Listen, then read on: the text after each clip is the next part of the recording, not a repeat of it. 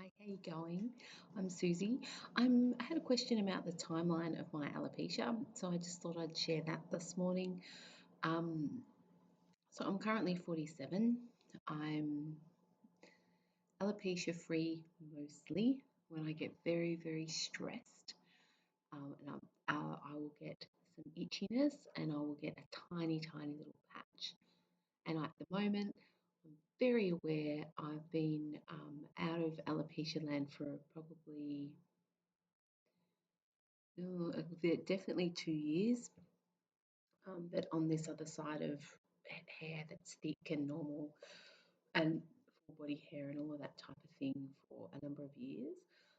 And I'm very aware that when I get stressed, I get itchy. And as a very young child, when there was stressful, I had some stressful experiences as a young child. I'm not going to go through my childhood adverse experiences here.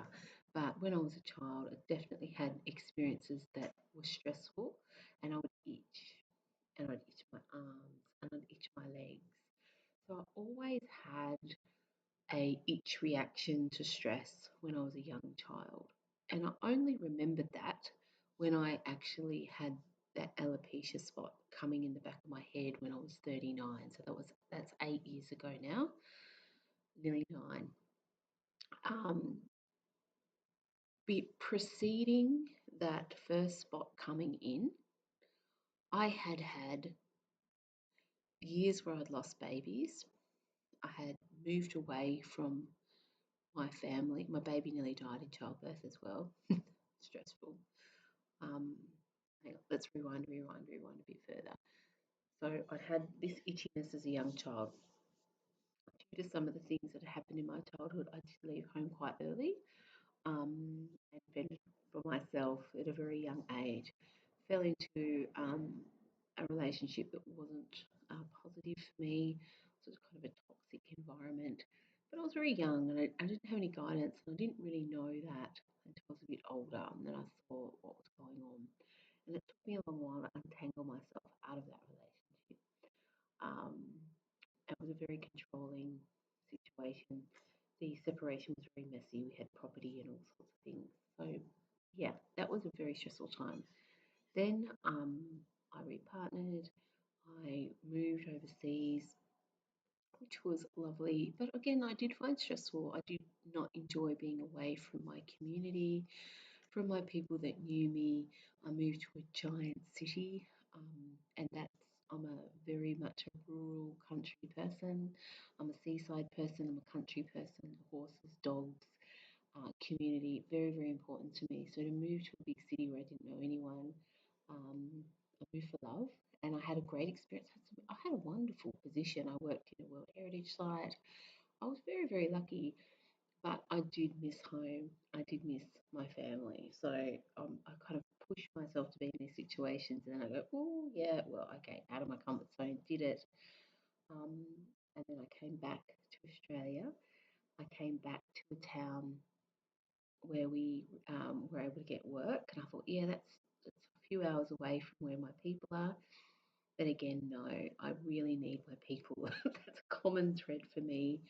I found a community that I really belonged in, and I was still 2.5 hours away from it. And I stayed there for 5 years. And in that community, I did make some lovely friends eventually. It took me time, I warmed into it. Um, and I lost babies in that time. That was very stressful. My job was pretty, um, I'm going to say high powered. It wasn't high powered, it was just full on. It's a travel job. It was long hours. There was a lot expected of me. And interestingly, since then, that position has been split into three positions. So you can, yeah, can see why. So there was always this probably background of stress. Um, and probably I would say in the past, I haven't learned to deal with stress using exercise or positive yoga or breath work. I just go and fall over and I'm exhausted, or drink alcohol, or um, there wasn't, I didn't have a good recipe for dealing with high stress environments. I didn't have a good recipe for knowing when it was enough. I just always worked full bore really hard and then stopped. So I didn't have a lot of mental space to think about what I needed and what I wanted. I probably didn't have good role models for self care growing up, how to look after myself. No one in my house drank smoothies, um, did anything like that. So I had a lot to learn as an adult about the type of person I wanted to be. And so I lived in that little town, that rural town for, the 5 years in the same state that I live in now in Tasmania, 2.5, 3 hours away from my actual people. And then we had a situation where I'd had a baby and I'd lost a couple of babies. It was very traumatic time. And, just not having a lot of support around, kind of constantly in isolation to really important people. Um, and then my husband took a position in a rural outback town in Australia, which is very different to where I live and the type of world I live in. And I just didn't fit in. I had this 2-year-old baby, um, which I adored and I'd worked really hard to get. And I wanted to stay home with her for a bit longer before putting her into care. And I just couldn't find my people. So it was very lonely. I'd never experienced loneliness before. And that was very isolating and very lonely. And sometimes with these situations, your mental health will start dropping before you even realize. So I call it a slippery slope. You're kind of going down the slippery slope and you don't even know that you're at the bottom of that slope. You kind of wake up one day and look around and you realize, wow, this is not good for me. So we eventually went home, back to the original place I was from, not my hometown, but where I'd based myself and decided was home for me. But I'd been away for 7 years at that time. And so by the time I came back, my community had changed and grown, and that all, developed into a whole nother life 7 years later. But I dropped into that world, and the stress of losing the babies, of being in that little rural town by myself, in the red earth outback of Australia, where it was I just couldn't find my people. I couldn't find good, strong connections. And I didn't work. And I think working is a really important thing for making those friendships. I wasn't a part of it. I was in a running group and a gym group, but I wasn't in a team sports or where you met other people. So, and my husband worked 16-hour days setting up this workplace, and he'd said to me a number of times, "We should go home. I don't think this is working out. We should go home." And I'm like, "No, no, no, no. It's okay. We'll make it work." Because I had a 2-year commitment to be there.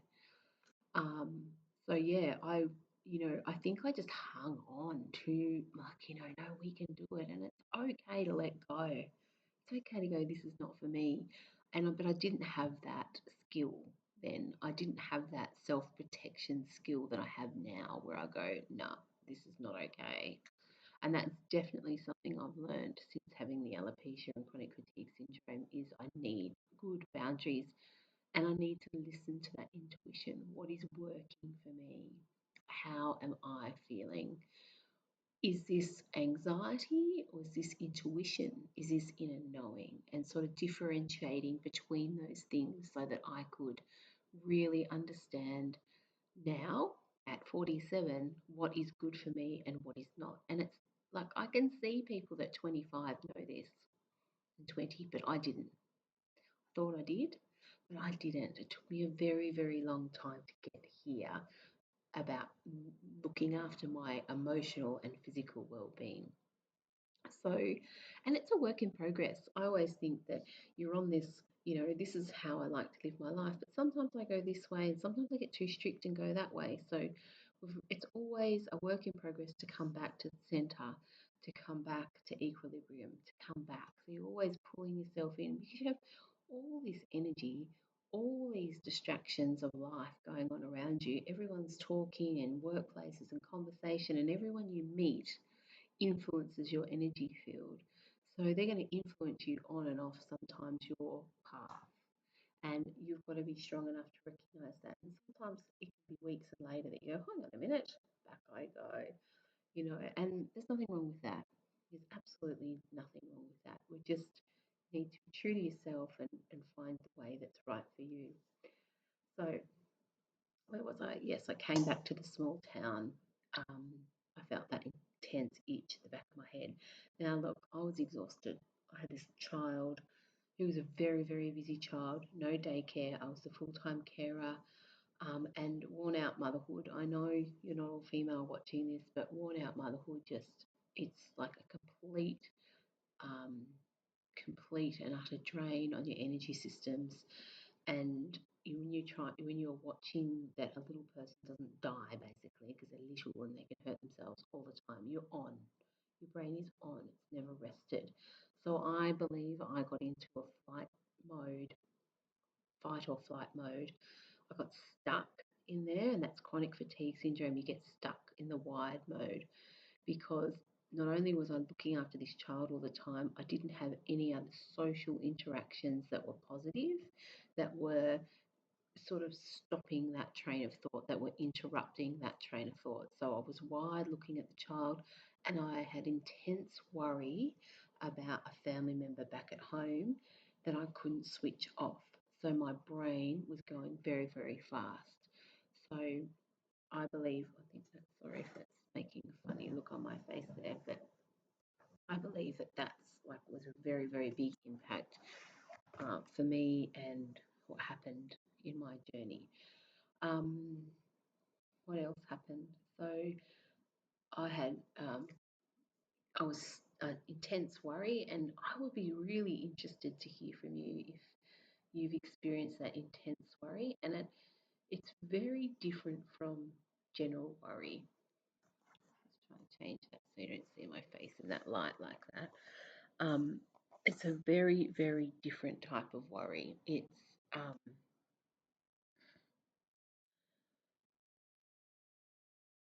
it's just a sitting behind your mind, buzzing like it's on all the time. So that was a really big part of my getting chronic fatigue syndrome and getting alopecia universalis because I couldn't turn off. I'm really sorry that this video is a bit funny. I don't want to interrupt the train of thought. So that really impacted me. The itchy hair, the worry.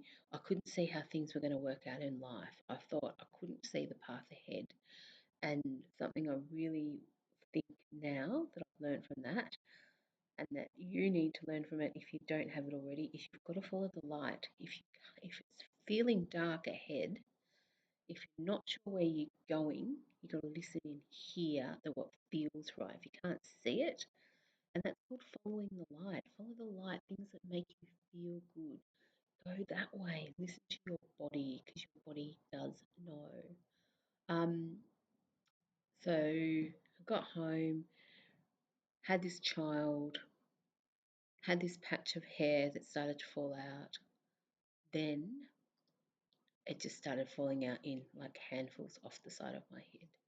I had a plastic bag that I took into the doctor. I spent thousands and thousands of dollars on doctors, like thousands and thousands and thousands and thousands of dollars. So don't do that. You don't need to do that. Like, use that urgency. Like, my hair's falling out. He's like, don't worry, it won't all fall out. And it did. So within 8 weeks, it was all gone. Everything was gone. Everything was gone. I tell you what, I was never so glad to see leg hair and things grow back when it did all grow back. But so a big part of my alopecia was very poor self-care, an intense period of my entire life of stress that I hadn't learned how to manage. There were I had a lot of therapeutic experiences with great practitioners to support me through a lot of things. But I think ultimately that underlying not learning how to relax, not learning the breath work to calm myself down, not learning how to take care of me first, put my safety mask first on before everybody else. And you may not have a family, but you may feel like you look after everybody all the time. And I just want to say, if you are on your own um, with alopecia universalis, you live on your own or you're a single person, I don't want it to be everything you think about every minute of the day. And if that is happening, you need to put a lacquer band on your wrist and flick yourself to stop. You've got to interrupt that thought. Brain training is another big part of the healing process. If you've had a similar story to my own, brain training actually really supported me to move through alopecia and chronic fatigue syndrome. And I really believe that it was a key, as well as diet, a key part to healing my heart. Okay, so it's a whole system approach. It's not about the strictest AIP diet in the world. Like my whole recovery, I could not take out bread. I just couldn't. I definitely reduced it, but I love a good piece of sourdough. I really do. And that was a joy for me. And I already felt like all these restrictions were starting to harm me. I was already very, very heightened, and I didn't need another massive restriction on me. The other thing is, I'm vegan, and I've been vegan I've been vegetarian since I was 4 years old. And it really challenged me, the bone broth diets, the this, the that, eat all the organ food. And I can't do that. It goes against everything of all the things I went through as a young person growing up in rural Australia with farming and, things that really, really affected my soul, things that I saw. Um, that the reasons were why I chose not to eat meat, and I don't judge anyone else, but it was my decision. I couldn't turn it. I couldn't turn that off, and I was determined to heal without that. So I did use. I'll do a whole thing on what foods that I really nourished myself with, but you can do it. Like I used misos and I call it green soup. So all the greens in a big, miso base or a soupy base and seaweeds and things with all the minerals in it, and fermented foods. And there's just such nourishing food out there. And yes, I take an iron tablet. And yes, I take a B12 tablet. Never actually been low in iron except when I was pregnant, but throughout this time, I just always want to make sure that I've got enough of everything. And yes, if I ate a steak once a month, it would probably solve that. But I'm too far down the gauntlet with my plant-based living that I've been, for a very long time, very, very long time. So I'm not about to change that, and it's important to me. So you've got to be true to yourself, and what's true to you is different from what's true to me. Um, I think that when we are recovering, some of the big restrictions that we start and put on ourselves just make things worse. Alopecia, for me, I believe, was caused by intense emotional stress. I don't believe I had any toxin or toxicity, or I lived in a very old home when it first happened. Maybe a bit of mold triggered it. Maybe the virus I got, because I remember getting a really bad virus when I just got home, and that virus never went away. So that kind of chronic fatigue syndrome hit in after I got the virus. My hair fell out, then the virus. But I don't, yes, it probably was the main trigger. It probably was the straw that broke the camel's back. But I believe when I look back, you'll hear me talk about I had to unwind from the years and years of stress. And I did. There were years and years and years and years and layers of hanging on, of hanging on, of hanging on, of not putting myself first in my heart and my dreams. So there were years and years and years and years and years of that. And I know because now I have a very different feeling about all of that. And I know I've worked really hard to change my mindset, my belief about who I am, and that it's okay to be true to me and go forward with what I want in my life. So, yeah, there's been a huge spiritual and emotional shift in part of my healing. Um, I think that we can be very, very heightened and focused on the cure. And I spent hours and hours and hours on Google Scholar. I found every bit of research he'd covered. It was really important for me about universalist recovery at first. Now, looking back, I can see that if you've got hair growing, you kind of you're in a different camp. Um, but I don't want anyone to give up hope at all. Never ever give up hope. But you need to let go a bit of knowing. There's it's a kind of a really tricky thing to not give up trying, but to let go and calm down and have an inner knowing that everything's going to be okay. Whatever you're going through, wherever you are in your journey, that we have to let go, because that intense worry and that intense stress keeps everything, even though you can't see it, keeps all the skin cells and all of us quite heightened and tight. Okay, so do do be kind to yourself. So I've had to learn a whole raft of strategies around my soul, working on healing my spiritual self, which was equally as important as nourishing my body with the right food. And I think even more so when you're vegetarian, um, you must have those big bowls of vegetables and those big bowls of salads and that it's hyper nourishing foods, because you're not going to get all of that because you're not having the meat organs and the things that also have high nourishing foods in them. All of those vegetables and things are prebiotic foods. They feed gut bacteria. Okay, so they make that gut bacteria grow. You need healthy gut bacteria to improve your hair growth as well. So you'll hear the words prebiotic and probiotic. You can Google that, look up that. But prebiotic foods are your vegetables, your fruits, your vegetables. They are the prebiotics. So they feed gut bacteria to make good probiotics and good um, microbiome in your tummy. Very layman's way of saying it, but that's the basis of it. You can have probiotics as well. Put it on your patches. That'll stop that itching. On Google Scholar, there are articles that will explain to you that your head has a very separate microbiome. So it's got a separate kind of, if you look down under it with a very, very small microscope, it's got a different kind of thing going on there. And that's really important to know, because for me, all my body hair grew back before my head hair. So that came back and that never went again. I think I lost a bit of an eyebrow or something at one point, but that never went. Then it was just focusing on the head hair.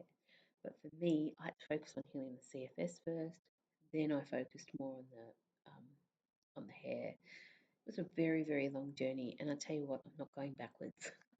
When I get any signs of itching or anything that happens that makes me feel um, like I might be in a bit of a risk zone, I am on it. I'm like, okay, what have I been eating? What's been happening in my life? How's my stress? Where's my gratefulness practice? What things have kind of fallen off the radar? And, on the internet, there are a million and million things that people say you need to do every day: the cold shower, the this, the that, the 15 huge. You've just got to pick what's right for you. Pick three things. You've got to be good on your exercise, because we all need that in life, especially if you have an office job. If you're already counting your steps and you have a job where that you're moving all day, that's a little bit different. You've got to be eating well, because that's super important, and you've got to look after that emotional health. So be around good people. Make sure you've got good positive self-talk. Are we being grateful? Do we have intense worries zipping on in the back of our mind? So I just keep it to those things, and that's enough. I have a family. We have our business. I work full time. There's a lot going on in our world, and I think that you have to find the right formula for you. And if you've been on, if you heard me type and be on forums before, I'm always like, your recipe will be your own. Your cause of your alopecia could have been you could have been exposed to toxins as a child that need to be rid from your body. You may have had alopecia your whole life. You may be an alopecia universalis and haven't been able to grow a hair on your head. Everyone is different, but I do believe everyone has an opportunity to improve their emotional well-being and their physical well-being. And I really believe that things can shift and change, and we have to trust that everything's going to be okay. Um, I won't ever stand here and say I have the magic cure for you. I believe everyone's recipe for healing is unique to them, but I can give you the pillars of what I believe are the healing pillars to heal yourself, and I'm really happy to share them. Any questions you have, let me know. And sorry for the lights, crazy this morning, but I've got a beautiful sunrise here. I try and do everything really early before my family wake. Okay, lots of love to you, alopecia person. Lots of love. I know how bloody awful it is, how hard it is. Um, just look after you. Please look after your soul. Please look after yourself. We're hypersensitive when we're alopecia. We are hypersensitive, and it's so harsh on our hearts. It's not something we grew up with seeing. You know, you do feel alien. It's so many things, just really hard on your soul. But just look after yourself and be around people that are really good for you and good for your heart and love you. Love is also extremely healing. Just to be accepted, to belong, to feel loved. Like so important. Like just so healing above all of the things. Love is the biggest healer. But looking after yourself in this way is very loving and very healing. Good luck. Love you. Bye.